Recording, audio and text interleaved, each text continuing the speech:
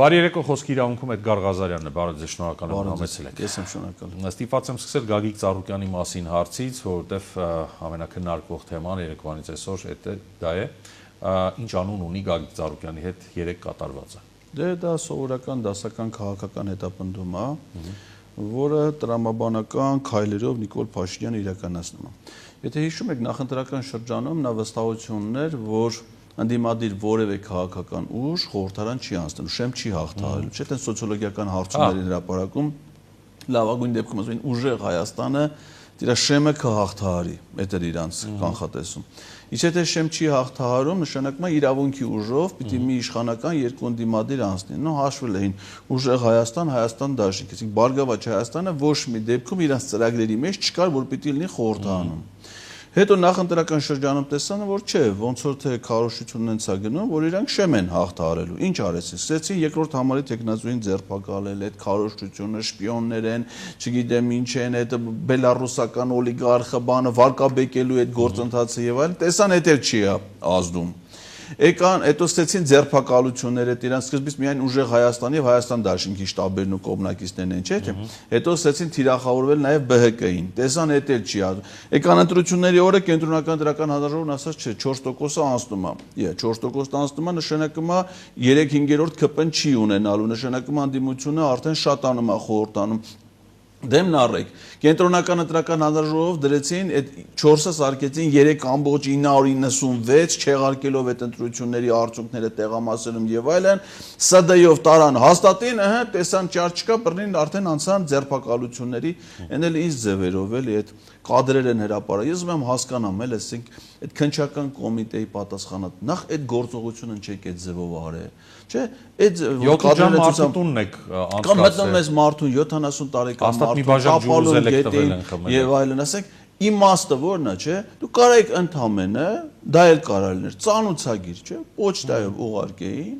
ասեն որ այս ինչ օրը դուք հրավիրվում եք քննչական կոմիտեն, այլ իր փաստաբանները գնալ, երբ չի գնացել, չէ՞, որ դուք այդ գործողությունն եք իրականացնում, կամ ինչի եք նման միջոց կիրառում, եթե դրա կարիքը չկա։ Մտել նույն անգամ եթե գնացել եք մարդու տանը, բացի 70, խոսքը վերաբերում է ազգային բարերարի, որը պետական բազմաթիվ պարգևներով պարգևատրված մարդ է։ Խոսում ենք Հայաստանի ազգային օլիմպիական կոմիտեի նախագահի մասին։ Եթե նա զինված չի, նա ձեզ դիմադրություն ցույց չի տալի, նա ոչ մի տեղեկություն չունեք, որ նա իսի ինչ հանձ, ընդամենը տնտեսական բնույթի ըստ ինչ որ հրապարակվում է, քաղաքացիա իրավական վեճ, որտեղ էլ պարզ չի, ինքը տուժողն է, թե ուրիշին վնաս տվողը։ Որովհետև տեղեկություններ կա, որ ինքն է այդ քաղաքացիական վեճի մեջ տուժողը։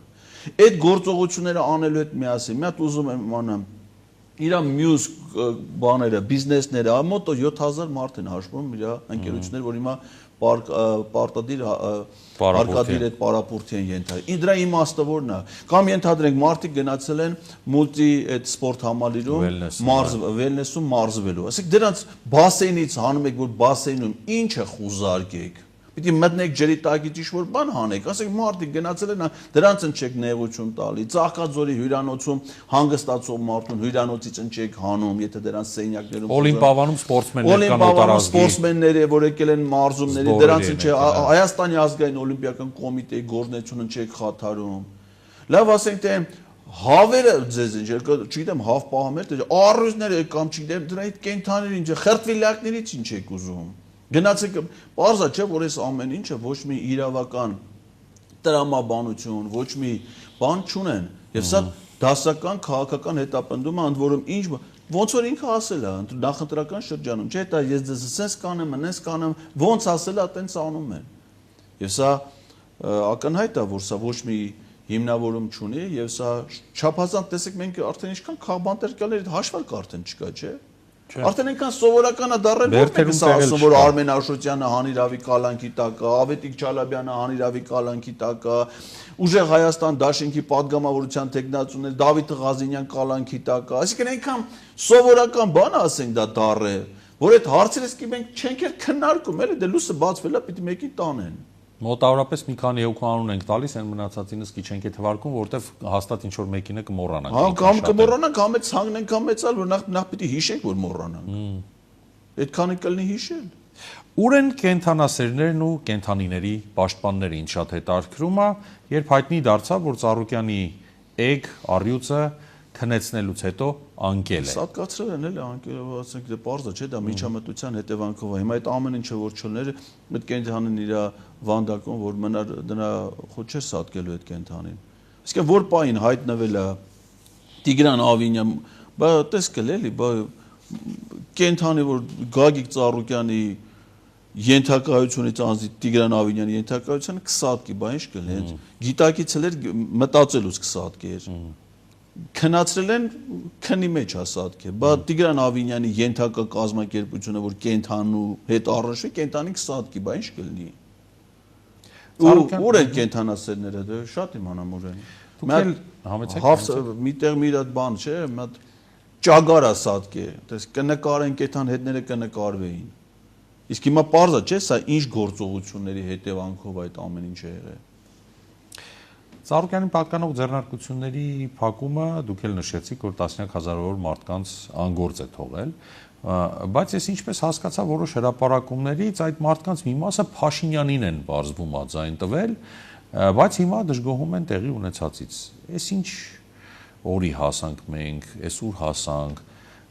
թե միշտ էլ սենց ենք եղել, այս ժողովուրդը սենց է եղել, մենք պարզապես չենք ճանաչել։ Նայեք, ձեր ասացի մեջ գիտեք ինչն է շատ հետաքրքիր, որ այս իշխանությունները օրինակ ընդդիմադիր ուժերին չէ, Նիկոլ Փաշինյանը համատարած ասում է, որը ինչքան ձայն ստացել եք, սա ընտրակաշառքով էլ է։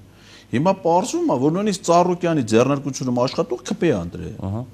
Այսինքն այդ վարչական ներգործություն, չէ, չգիտեմ, բիզնեսի պատկանելություն, դա նշանակում է, որ որևէ վերահսկողություն չի ելել, չէ, այդ աշխատողների նկատմամբ, նույնիսկ իր աշխատողը իր կամարտադրության մեջ, ասենք զինվորականներն էլ են այդտենց եղել։ Ոչ, իհարկե։ Մարզպետաների աշխատողներն էլ են այդտենց եղել։ Պետական ոլորտի ուրիշ աշխատողներ էլ են այդտենց եղել։ Բայց ցույց է տալի հենց ընդդիմադիր դիրքավորում ունեցող գործիչների ազատության, լիբերալ մոտեցման այս ընտրական չենք խոսում մնացած վերագրվող ապօրինությունների մասին, որ էլ իրենք են իրականացրել։ Իսկ թե ինչի է այդ մարդը գնացել Նիկոլ ընտրել, դե հիմա գնացել ընտրելա թո բանանի, բոլոր ընտրողներն էլ էդ են ունենալու, չէ։ Հիմա պարզ է, չէ, որ նա ոչ մի անհանգստություն չունի, այդ մարդիկ ընդ կաշխատեն, չեն, որտեղ թուրքը լենք անհանգստանար։ Հայերը հիմա գործից զրկվել են, մյուս հազարավոր հայեր Ռուսաստան չեն կարող ապրանք արտահանեն։ Ստե 7000 հայ մնացել է անգործ, ընդ մի քանի հազար մարդ չի կարողանում ծառայություններից օգտվել, չի կարողանում հյուրանոց գնա։ Հայաստանը ներդրումներ չի լինելու։ Պարզ է, չէ՞, հիմա ասենք թե այս լուրերը, որ մենք լսում ենք, որևէ այլ բիզնեսի պոտենցիալ ներդրում անող մարդ կամ այն խորհրդատվական ընկերությունները, որոնք որ բիզնես խորհրդատվություն են անում ներդրողներ, իրանք էլ են, չէ՞, լսում այդ նորությունը։ Ու մեկ էլ ասենք լսում են, որ մի անձի վարչապետի քաղաքական կմահաճություններից ելնելով գնացել են Ծաղկաձորում հյուրանոց են փակ է։ Հիմա պիտի երկրորդ, չեմ ուզում ուրիշ բառ ասեմ, մարդուն գտնես, որ այս լուրը լսելուց հետո դա Ծաղկաձորում հյուրանոց սարքի, չէ։ Երբ որ գիտի, որ ցանկացած բայ գալու են իր հյուրանոցը փակեն, փողը տված հյուրերին հանեն, ասեն դուս եկեք ստից, որովհետև Նիկոլ Փաշինյանը տենց հաուզում դուր չի եկել Իրանը Գագիկ Ծառուկյանի ելույթներից մեկը, որ ինքը պիտի հանդիպի առյուծի հետ։ Իսկականից հավատացել է, այդ դրանից է վախենում։ Մինչև որ հարցել է այդ առույցներից, իսկականից չի հասկացել այդ բանի փոխաբերական իմաստը, արդեն լրիվ իրան հոգեբանորեն պատրաստել է, էլի, որ ինքնապաշտպանական ռեակցիա դրսևորել, հա։ Ես վստահ եմ, որ դա դրանից է, էլի, այդ առույցի հետ հանդիպման այդ հեռանկարից է, հիմա էլ ես չգիտեմ, այդ որց առույցին հիմա բոլորին գազանանոց են տեղափոխել, թե այդ որցին տարել են կառավարական առանձնատուն։ Հիմա կարելի է հարցում անել ճշտել։ Վերջը որոշեցիք գնալ խորհրդարան։ Մեղադրանքները շատ են ինքներդ տեսնում եք, չեմ կարող ասեմ տոկոսային հարաբերակցությամբ ինչքան են դրանք, բայց չգիտեիք, որ նման օրինակ արձագանքի է արժանալու ձեր որոշումը հանրության շրջանում։ Բայց հանրության շրջանում անկեղծ ասած մեծամասնությունը, ովքեր որ մեզ սատարել են եւ ոչ միայն, պաշտպանում են այն որոշումը, որը կայացվել է, որում այդ որոշումը ոչ թե հախուռան, ինչ-որ հուզական վիճակներով, անմիջապես ինչ-որ բանից հետո է կայացվել, այլ նայեք ընտրությունը եղել է, մենք արդեն արդյունքները գիտեինք հունիսի 8-ին, իսկ այդ որոշումը կայացվել է արդեն հուլիսի 1 ամիս հետո, չէ՞։ Ինչ տարբերություն։ Տարբերությունն է, որ այդ ընթացքում քննարկումներ են եղել եւ լայն հանրության հետ քննարկումներ եղել եւ փորձագիտական հանրության հետ։ Ուզում եք ասել էմոցիոնալա այն մարդկանց քննադատությունները, ոչ թե ձեր որոշումը։ Չէ, հիմա քննադատությունները բոլորն էլ հետաքրքիր են, բայց առավել հետաքրքիր են դրանք, որոնք որ հիմնավոր են։ Չէ, ասենք թե եթե որևէ մեկն ասում է, մինչև հիմա էլ ասում է, որ սխալ է մանդատ վերցնելը, պետք չի գնալ խորհրդարան։ Շատ լավ, կարծիքը, հիմնավորումը ո՞րն է, ասենք չգնաս որ ինչ անես։ Իսկ գնաս որ ինչ անես։ Գնաս, որպեսզի օգտագործես այն հնարավորությունները, որը տալիս ազգային ժողովի падգամավորի կարգավիճակը Նիկոլ Փաշինյանին իշխանությունից հեռացնելու համար։ Պատգամավորները այդ հնարավորությունները 21-ից 26 թվականը եղել է այդպես օրինակ, որը հաջողության չի պսակվել։ Էլ ինչ օրինակ, ձեր ասացի օրինակներ չի եղել, ասենք փողոցային պայքար։ 20 թվից մինչև 26 թիվը չի եղել է։ Քանիսը թվարկեմ, հայրենիքի փրկության շարժում, դիմադրության շարժում, անկախության շարժում, բանը 23 թվին էլ մի հատ ազգային կոմիտե,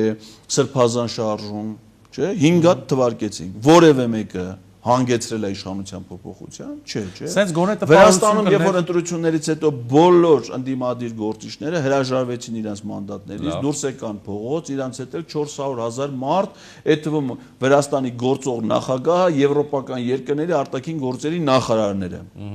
Դա հանգեցրեց դրան, որ Բիձինա Իվանիշվիլի ղեկավարած վրացական երազանք կուսակցությունը հրաժարական տա, հակառակն եղավ։ Նրանք մնացել են հիմա խորհրդանում։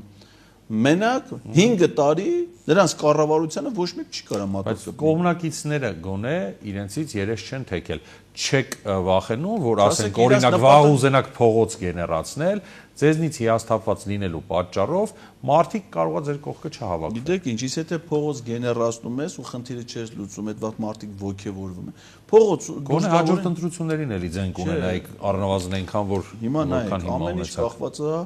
շատ ես կարծում եմ, որ հիմա շատ այդ որոշումը դժվար է կայացվել, որովհետև այս ճգնաժամային իրավիճակում արդյունավետ որոշումներ գոյություն չունեն։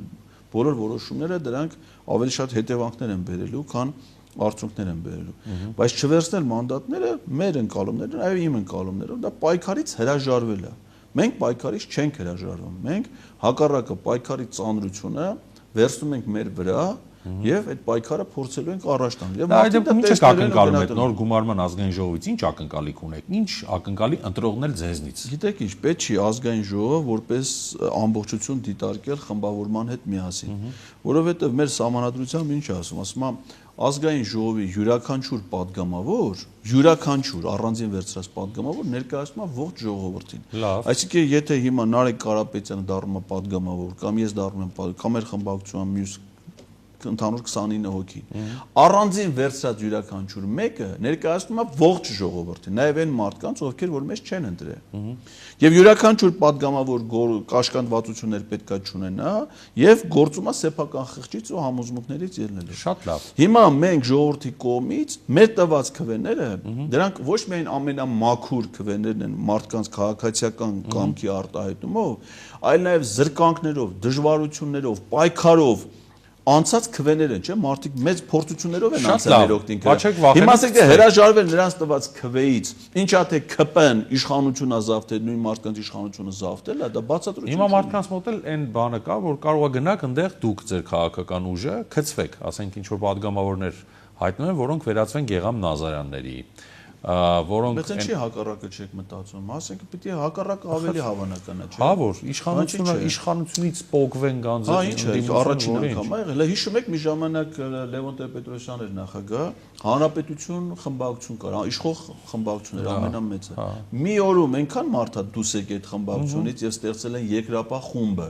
որ այդ Երկրապահ խմբում ավելի շատ падգամավոր կար, քան Հանրապետություն խմբ։ Մի օրում է իշխանական խմբակցություն։ Բայց հիմա չեն կարող, անկախ падգամավոր են մաքսիմում 20 թվականին այդ իմ քայլը խմբակցությունից պատերազմից հետո քանի падգամավոր լքեց այդ խմբակը։ Ես 6-ին եմ հիշում։ Նախորդ գումարման ազգային ժողովում Հովիկ Աղազարյանն ու Հակոբ Ասլյանը որ խմբակցությունից էին։ Հա, բայց դա եղանակ չփոխեց։ Չէ, դա եղանակ չփոխեց, որովհետև քաղաքական process-ները կարային տանային դրան, որ այդ եղանակը փոխում ասեմ այդ կարծրատիպը, որ ԿՊ-ից մարդիկ մնում են իրենց դիրքորոշման մեջ, այդքան էլ տենց չէ։ Մեր աչքի առաջա, չէ, Ալեն Սիմոնյան։ Ալեն Սիմոնյանը հիշեք այդ նախընտրական շրջանում ինչ կերավ։ Ինչ ասես կերավ, չէ։ Ինչի համար էր ուտում։ Որը լեր ազգային ժողովի նախագահ։ Դառավ։ Հիմա այն մյուս ԿՊ-ականները նայում են, չէ, ասում են աշխարհի զիբիլը կերավ։ Նա այդ ճակատագրին արժանացավ։ Բայց այն կրճոններ ու տողներ ինչ ճակատագրի են արժանացել։ Ռուբինյանը ինչ էր կերել։ Բա հետա կերել ինչ է կերել։ Լարված այս մթնոլորտում, լարված հարաբերությունների պարագայում ինչպես եք պատկերացնում ձեր համակեցությունը մարդկանց, քաղաքական ուժի ներկայացուցիչների հետ,